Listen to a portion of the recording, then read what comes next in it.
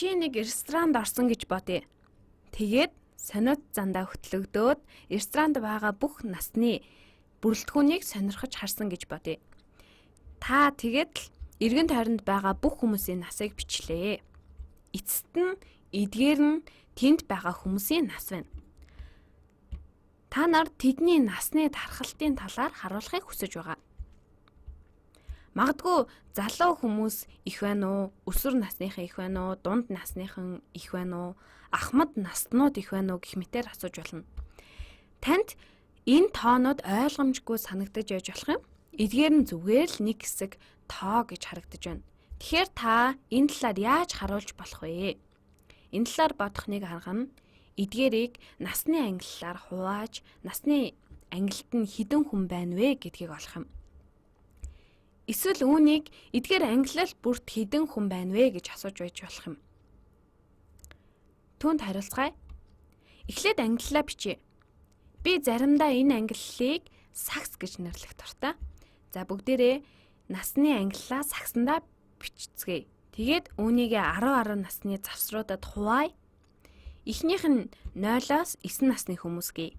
Хэдэн хүн байна вэ гэвэл ерөөсөө эхлээд сакснуудаа насны ангиллалаа тодорхойлоод биччихье. Дараагийнх нь тэгвэл 10-аас 19 насны хүмүүс.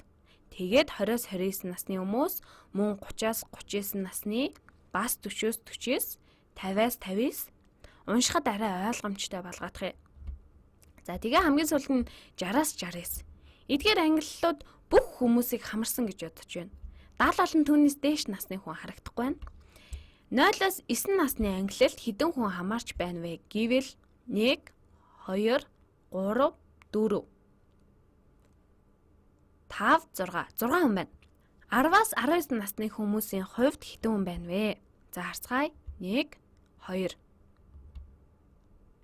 3 хүн байна. За цааш нь яаж үргэлжлүүлэхийг та нар ойлгож байгаа гэж бодож байна. Харин 20-с 29 насны хувьд 1, 2, 3, 4, 5 хүн. 5 хүн энэ ангиллалд байна. Тэгвэл 30-аас 39 насны хувьд ямар байна вэ гэвэл 1 л байна. 30-аас 39 насны ангиллал 1 л хүн байна. За 40-с 49 насныхныг тоолъё. 40-с 49 насныхныг тоолвол 1, 2 хүн байна. Энэ сагсанд 2 хүн байна. За тэгвэл 50-аас 59 насны ангиллалд зарцгаая. 1, 2. 2 хүн байна.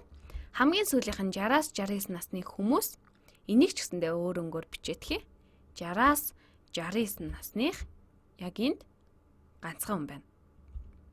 Насны ангиллалыг мөн диаграмаар үзүүлж бас болно.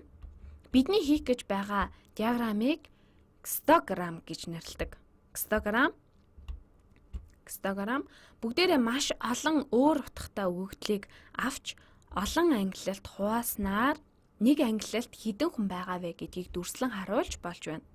Эдгээр нь тус бүр хэдэн хүнтэй байна вэ? Эдгээр ангиллал тус бүр хэдэн хүнтэй байна вэ?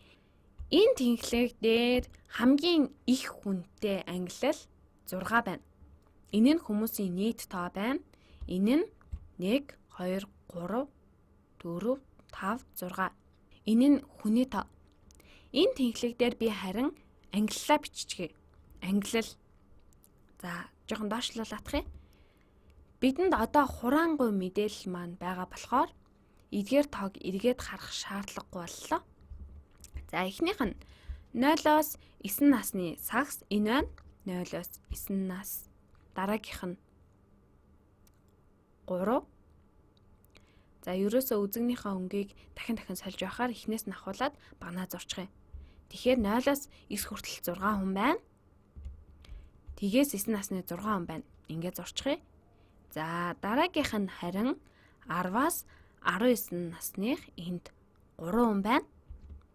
Тэгэхээр 10-аас 19 насных яг ингээ баг нь босгочих юм.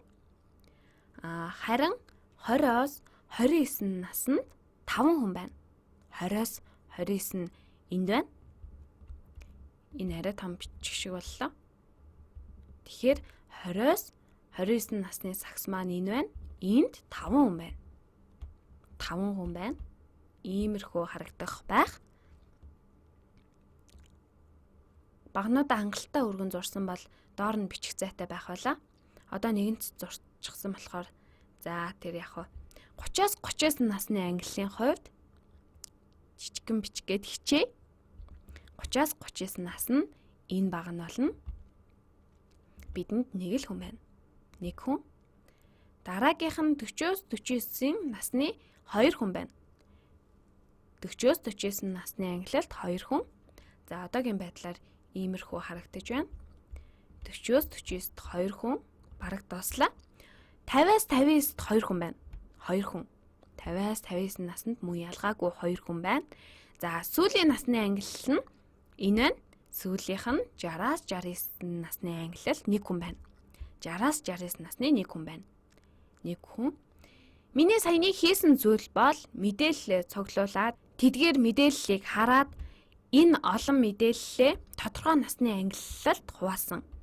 0-аас 9 нас нь бага насны хүүхдүүд, 10-аас 19 насных нь өсвөр насны, эсвэл өсвөр наснд хүрч яваа гэж хэлж болох юм. Учир нь та 10 настай бол өсвөр наснд хүрээгүй гэсэн үг шүү дээ. За тэгээд л бүх насны бүлгүүд л байна л да.